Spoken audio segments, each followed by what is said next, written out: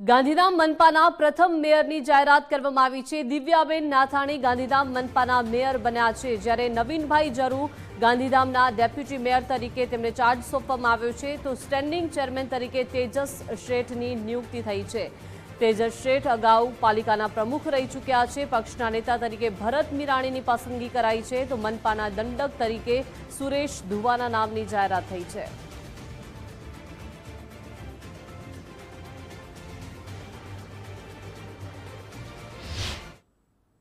ભારતીય જનતા પાર્ટીનો ખૂબ ખૂબ આભાર માનું છું, જેઓએ મને અહીંયા ફર્સ્ટ વાર મેયર બનાવ્યા। આગામી દિવસમાં સારા એવા બધું જે પણ રહેલું છે અને ગુરબાણી સાહેબ જે કરી ગયા છે એ બધું આપણે સારી રીતે કરશું। આ મારી ત્રીજી ટર્મ છે અને પહેલાં હું પ્રમુખ નગરપાલિકામાં રહી ચૂકી છું।